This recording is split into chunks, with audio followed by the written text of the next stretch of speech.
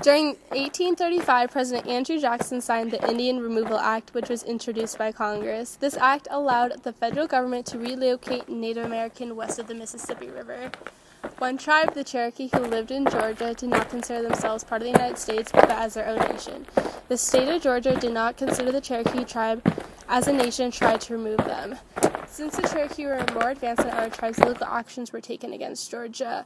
The hearing went to Supreme Court and the Cherokee won. This meant that Georgia could not take the Cherokee land. During 1835, some of the Cherokee made a compromise with the government in which they were paid to move westward. This compromise was called Treaty of New Echota.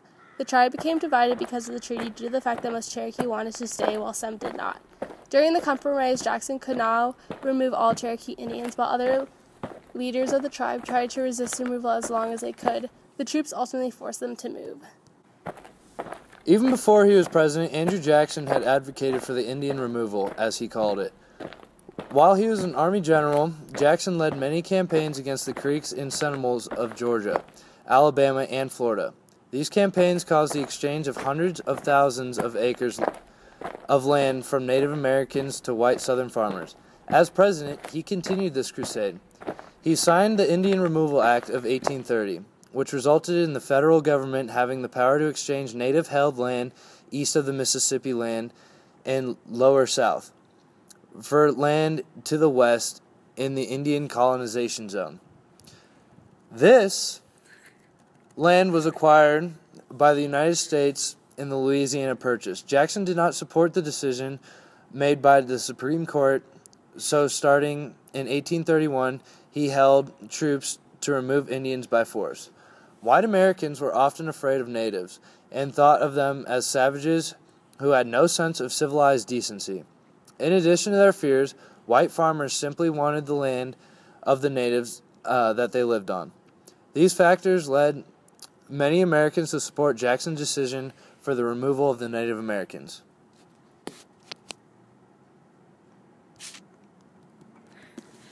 In 1838, Martin Van Buren became president. He continued to fulfill Jackson's act of removing the Indians. At this time, 2,000 Cherokee were forced to leave Georgia and headed westward to the Indian Territory.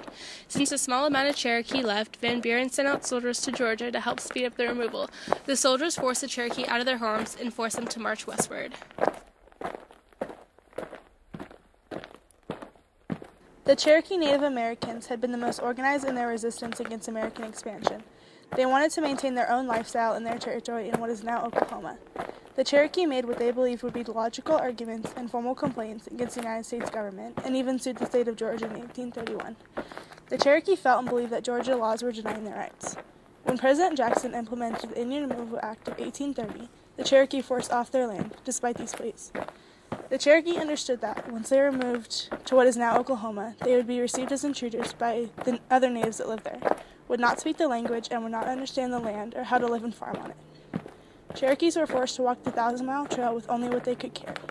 Many didn't even have shoes or moccasins to protect their feet from the cold in the terrain.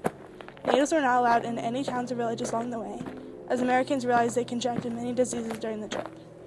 Many Cherokee died from the cold and disease and soldiers who beat and murdered them. Out of the 20,000 Cherokee, around 5,000 of them died due to disease and starvation.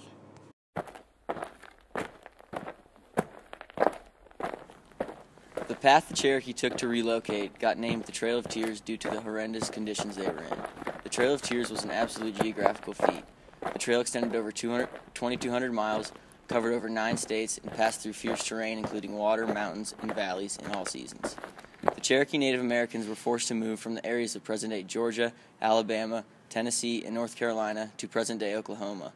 They were ripped from their homes and transported in wagons. John G. Burnett, who was a military official, was part of the Indian removal, described their ride as 645 wagons lumbering over the frozen ground with their cargo of suffering humanity. There is only one remaining wagon located in a museum in Georgia.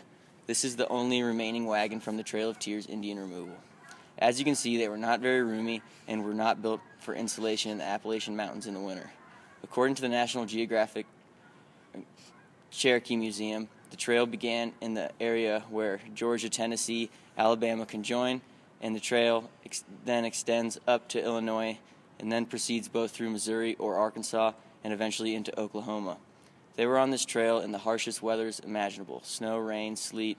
They had no choice and were forced to migrate to an unknown land. This will no doubt be one of the largest and longest forced land migrations in the course of history. The Trail of Tears was one of the many barbaric attempts by the whites to remove the Native Americans from their homelands by force. Through the Treaty of New Echota, it forced the natives to exchange their rich, fertile lands in the east for infertile and poorly maintained lands in the west of Mississippi River. Andrew Jackson wanted to kick them out of the region and nullify the benefits by using military force and forcing many people to relocate from their tribes in their homelands. The people that were kicked out went through inhumane terrains that were unhygienic, in which thousands died due to spread of disease. The reason that the Trail of Tears has its name is because the journey that many people took were very tearful, considering how they got kicked out, the way they were kicked, and the travel alone.